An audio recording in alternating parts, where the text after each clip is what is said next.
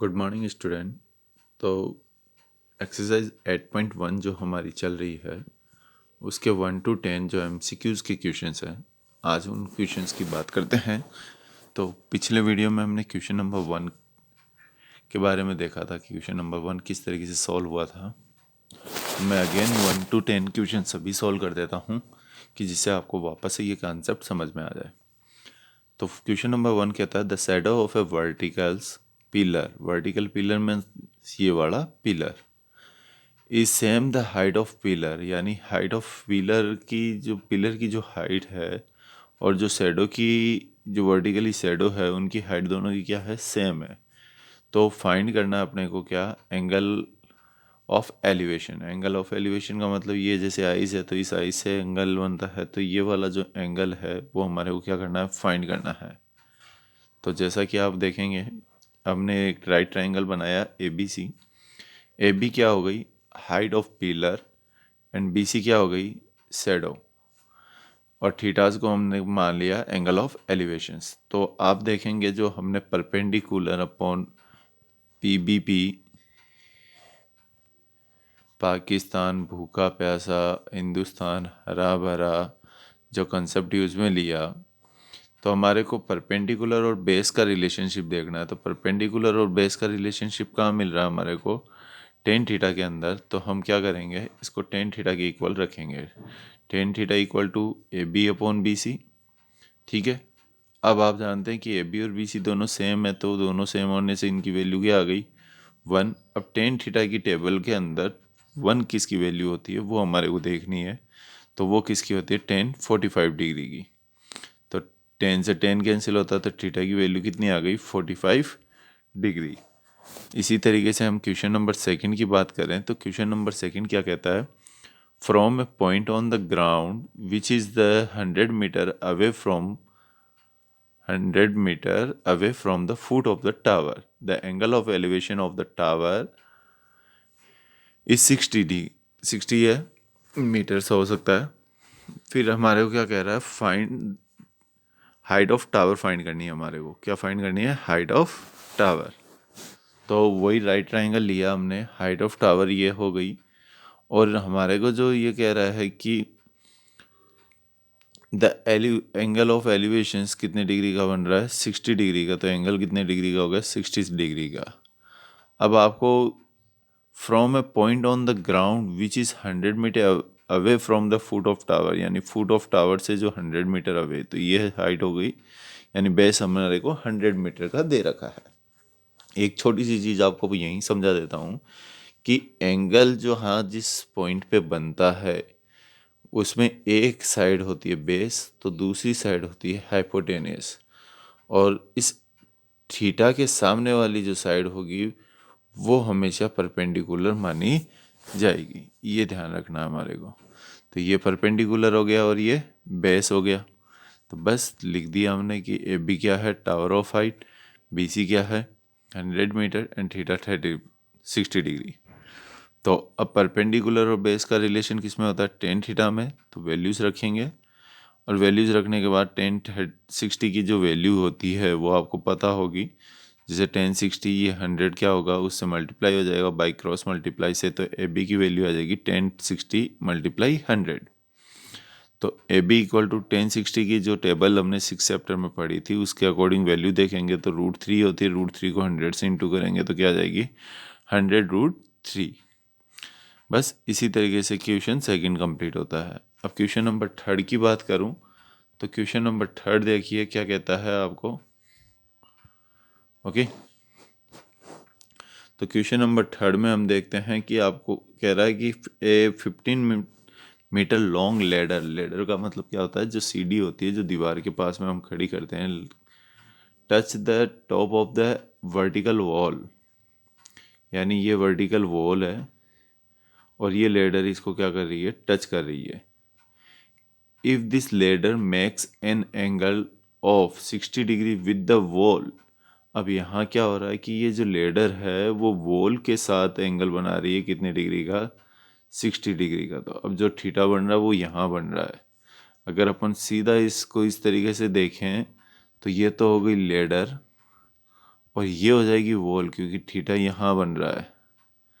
Okay, तो जब theta यहाँ बन रहा है तो इसके सामने वाला कौन हो जाएगा, परपेंडिकुलर, और ये तिरछी लाइन हो गई हाइपोटेनियस, तो इसको क्या मानेंगे अपन, बेस। तो हम जब रिलेशन फाइंड करेंगे तो वो क्या देखेंगे, हाइपोटेनियस और बेस का रिलेशन देखेंगे। तो हाइपोटेनियस और बेस का रिलेशन जैसे आप P B P H H B use में लेते हैं, तो हाइपोटेनियस और बेस का जो आपको रिलेशन दिखता है वो किस में देखने को मिल रहा है, कोस थीटा या सेक थीटा के अकॉर्डिंग। तो यहाँ वही कंडीशंस है कि जो सी ए जो साइड है उसे लेडर मान लिया, लेडर क्या हो गई हमारे लिए, हाइपोटेनियस हो गई, और ए बी वॉल है, वॉल हमारे लिए क्या हो गई, बेस हो गई। तो कौन सा थीटा लगाएंगे, cos theta A B upon A C, cross multiply कर देंगे तो कोस थीटा को ए सी से मल्टीप्लाई करेंगे, ए सी की वैल्यू हमारे को दे रखी है 15, एंड कोस 60 की वैल्यू जो होती है वो होती है 1/2। तो 15 1/2 का मतलब 7.5 होती है, या अपन ने बुक के अकॉर्डिंग आंसर देखें तो 15 1/2 आंसर हम लिख सकते हैं। इसी तरीके से क्वेश्चन नंबर 4 है, जो क्या कह रहा है हमारे को कि from the top of 10 metre height of tower कितनी दे रखी है, 10 मीटर, यानी ये हाइट ऑफ टावर आपको दे रखी है 10 metre. Angle of the depression का मतलब ऊपर से देखा जा रहा है यहाँ से, तो ये एंगल कितना हो गया, 30 डिग्री का। Okay, distance of point from the base of tower, यानी आपको ये डिस्टेंस फाइंड करना है जो बेस के अंदर है। तो राइट ट्रायंगल बनाने के लिए क्या करेंगे, इसको इससे मैच कर देंगे। तो आपने जो दो पैरेलल लाइन को एक लाइन इंटरसेक्ट करती है, तब जो एंगल बनते हैं अल्टरनेटिव एंगल वो सेम होते हैं। तो ये 30 डिग्री, तो ये भी कितना हो गया, 30 डिग्री। तो हमारे पास जो ट्रायंगल देखने को मिल रहा है वो राइट ट्रायंगल इस तरीके का मिल गया, ये 30 डिग्री का हो गया। अब हाइट आपको दे रखी है टावर की कितनी, 10 मीटर। तो आपको बेस पूछा है, तो परपेंडिकुलर और बेस का रिलेशनशिप किस में होता है, टेन थीटा में। तो बस टेन थीटा की आइडेंटिटीज यूज़ में लेंगे आप, और वैल्यूज़ रखेंगे तो आप देखेंगे आपके पास जो बी सी की वैल्यू आएगी वो कितनी आ जाएगी, 10√3। तो इस तरीके से आपके पास वैल्यूज़ आती है। फिर हम बात करेंगे नेक्स्ट क्वेश्चन नंबर 5। तो क्वेश्चन नंबर 5 क्या कह रहा है उसकी बात करते हैं। देखो, a bridge above the river make an angle of 45 degree. एक ब्रिज है जो कि रिवर के ऊपर है, ये जैसे रिवर है और इसके ऊपर क्या है, एक ब्रिज बना हुआ है ये, जो कि कितने डिग्री का एंगल बना रहा है, 45 डिग्री का एंगल बना रहा है। If the length of the river is 150 metre, अगर इस रिवर की जो लेंथ है वो कितनी है, 150 metre, then the breadth of the river will be. तो रिवर की ब्रेथ क्या होगी, यानी आपको इसकी चौड़ाई ज्ञात करनी है। ओके, तो चौड़ाई का मतलब ये हो गई, ये हमारे को ज्ञात करनी है। और ब्रिज जो इस लेंथ में जो बना था वो क्या हो गई, लेंथ हो गई। तो हाइपोटेनियस तो हो गई कितनी, 150 मीटर, और परपेंडिकुलर हमारे को फाइंड करना है, थीटा दे रखा है 45 डिग्री का। तो बस परपेंडिकुलर और किसका फॉर्मूला लगाएंगे आप, इसका हाइपोटेनियस का। तो परपेंडिकुलर और हाइपोटेनियस किस में होते हैं, साइन थीटा के अंदर। तो साइन थीटा की आइडेंटिटीज लगाएंगे और वैल्यूज़ रखेंगे। तो इस तरीके से आप जहाँ देखेंगे तो वैल्यूज़ आपके पास आ जाएगी। अब एक कंडीशंस आपको यहाँ समझनी होगी, वो कंडीशन क्या है कि आप जब इसको मल्टीप्लाई करेंगे तो ये वैल्यू आपको नहीं दिखेगी। अब आपका आंसर आएगा 150√2। हमेशा याद रखना है कि ट्रिग्नोमेट्री के किसी भी क्वेश्चंस के आंसर के अंदर जो डिनोमिनेटर होता है उसमें रूट की वैल्यू नहीं होनी चाहिए। तो अब आपको क्या करना है, इस √2 को हटाना रहेगा। तो √2 को हटाने का मीन्स क्या होता है कि अप एंड डाउन आपको √2 से मल्टीप्लाई करना होगा। किसी भी रूट के नंबर को हटाने के लिए उसी नंबर से क्या करना होता है, अप और डाउन में मल्टीप्लाई करना होता है। तो ये जो √2 इस √2 से मल्टीप्लाई होगा तो क्या हो जाएगा, 2, और वो ऊपर वाला ऊपर वाले से मल्टीप्लाई हो जाएगा। तो 150√2 अपॉन 2 आ जाएगा। अब इस 2 से 150 को कट कर देंगे तो 75√2 हमारा क्या हो जाएगा, आंसर हो जाएगा। तो बस इसी तरीके से क्वेश्चन नंबर 6 की ओर बढ़ते हैं हम। तो क्वेश्चन नंबर 6 क्या कह रहा है कि टॉप ऑफ 2 टावर, 2 टावर हैं, ठीक है, जैसा कि यहाँ दिखा रखा आपको मैंने, इनके जो टॉप है इनको ज्वाइन कर, इन टावर की लेंथ दे रखी है, एक की 20 मीटर दे रखी है और एक की 14 मीटर दे रखी है। ज्वाइन विद वायर, यानी एक वायर से इनको ज्वाइन किया जा रहा है। If wire makes an angle of 30 degree with horizontal line, horizontal line के साथ इसको क्या किया जाता है, टावरों को मैच किया जाता है। तो आप देखो इस तरीके से हमने एक लाइन बनाकर इनको मैच कर दिया। तो ये 14 मीटर है यहाँ से यहाँ तक, तो ये भी यहाँ से यहाँ तक तो 14 ही रही होगी। टोटल 20 थी, तो 20 में से 14 को हम लेस कर देते हैं तो इसकी हाइट हमारे पास आ जाती है जो ऊपर है। तो ये हाइट हमारे पास कितनी हो गई, 20 - 14 = 6 मीटर। ओके, और वायर हमारे को फाइंड करना है, लेंथ ऑफ वायर फाइंड करनी है। तो वही चीज़ हाइपोटेनियस दे रखा है और परपेंडिकुलर दे रखा है। तो हाइपोटेनियस और परपेंडिकुलर के लिए कौन सा थीटा यूज़ में लेते हैं, जैसे अभी यहाँ साइन लिया तो उसी तरीके से यहाँ पर भी साइन थीटा यूज़ में लेंगे और साइन थीटा यूज़ में लेकर हम वैल्यूज़ वगैरह रखेंगे। तो हमारे पास आंसर कितना आएगा, 12 मीटर का। ओके, तो बस इसी तरीके से नेक्स्ट क्वेश्चन की ओर और बढ़ते हैं हम। तो क्वेश्चन नंबर 7 क्या कहता है वो देखिए आप। तो क्वेश्चन नंबर 7 आपको कह रहा है कि the angle of the elevation of the top of the tower from 2 points, distance A and B from the base of the tower. A बड़ा है किससे, बी से, आर 30 डिग्री एंड 60 डिग्री। याद रखना जब भी एक टावर है, ठीक है, और उस पर एंगल बनाने की बात होती है तो जो लाइन, जो हमारी परपेंडिकुलर वाली जो लाइन होगी उसके पास में जो हाइपोटेनस की लाइन आएगी, जो पहले आएगी उसका एंगल बड़ा होगा। जितनी दूर जाती जाएगी वो उतना ही एंगल क्या होता जाएगा, छोटा होता जाएगा। तो यहाँ 30 डिग्री और 60 डिग्री है, तो जो दूर है वो तो 30 डिग्री होगा और जो पास में है वो क्या होगा, 60 डिग्री। क्योंकि एंगल आपके जब डायग्राम में सही होंगे तो आप आंसर भी सही निकाल पाएंगे। तो हम क्या कहते हैं कि 2 एंगल हमने लिख दिए, 30 डिग्री और 60 डिग्री। ये हाइट ए हो गई और ये हाइट बी हो गई। अब टावर की हाइट हमारे को क्या करनी है, फाइंड करनी है। तो बस 2 ट्रायंगल यहाँ बन गए, एक ए बी सी बन गया और एक ए बी डी बन गया।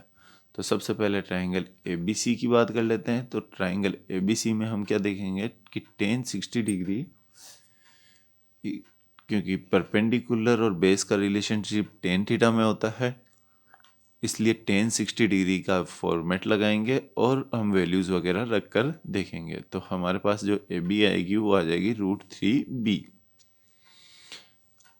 इसको हम इक्वेशन 1 मान लेंगे। अब नेक्स्ट डायग्राम की बात करते हैं ए बी डी। तो ए बी डी की में भी वही tan थीटा लगाएंगे और बेस पूरा ए हो जाएगा। तो उसी के अकॉर्डिंग हम इसको सॉल्व करेंगे। तो ए बी की जो वैल्यू आएगी वो इक्वेशन 2 से हमारे पास a√3 आ जाएगी। यहाँ पर भी ए बी की वैल्यू √3b आई थी और ये भी ए बी की वैल्यू है। तो यहाँ क्या करेंगे, दोनों इक्वेशंस को मल्टीप्लाई कर देंगे। तो दोनों इक्वेशंस को जब हम मल्टीप्लाई करेंगे तो A B into A B, और इधर √3 को √3b से मल्टीप्लाई किया। √3 से √3 कैंसिल हो गया, तो A B square equal to A B, square हटाते हैं तो क्या लग जाएगा, रूट लग जाएगा। इसका मीन्स आंसर क्या हो जाएगा हमारा, √ab। नेक्स्ट क्वेश्चन की ओर बढ़ते हैं। तो नेक्स्ट क्वेश्चन हमारा क्वेश्चन नंबर 8, वो क्या कहता है देखिए। From the top of a 25 meter height pillar, the angle of elevation of top of the tower is same as the angle of depression of the foot of the tower from the height of tower। आपको height of tower find करनी है। तो from the top of 20 meter height pillar the angle of elevation, यानी एक 25 meter height का क्या ले लिया, पिलर ले लिया, ठीक है।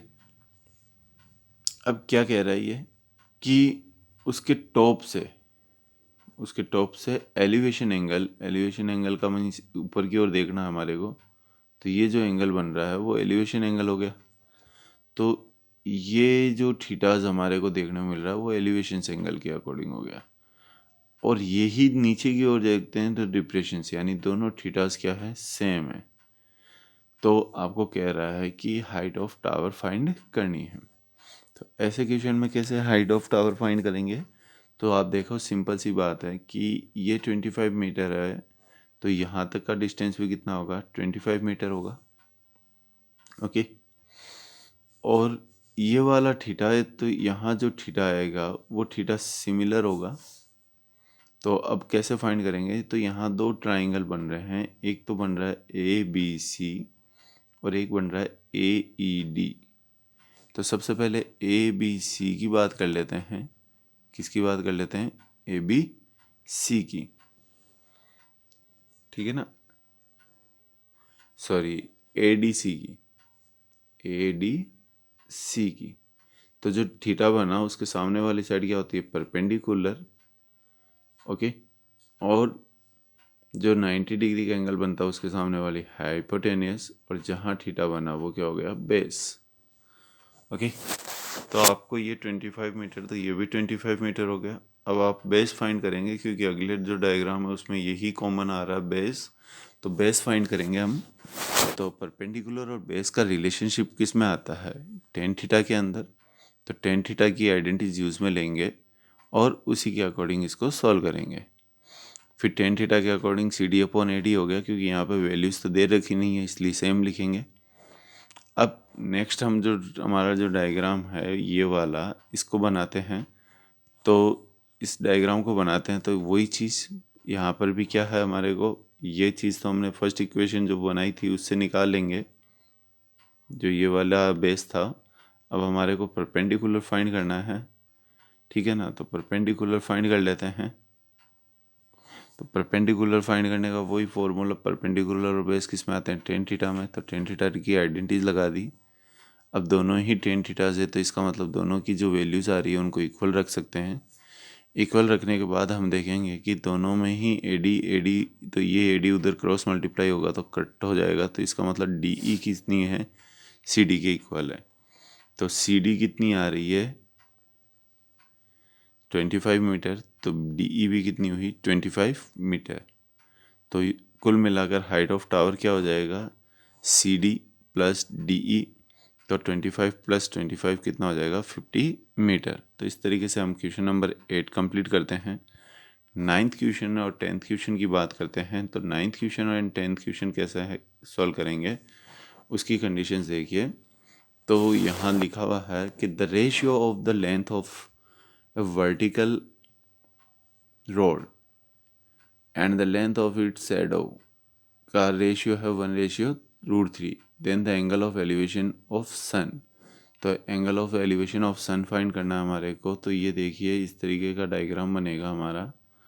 तो यहाँ जो रेशियो दे रखा है वो रेशियो 1:1/√3 मान लिया जाएगा, ठीक है। रेशियो को हमेशा फ्रैक्शन की फॉर्म में लिखा जा सकता है।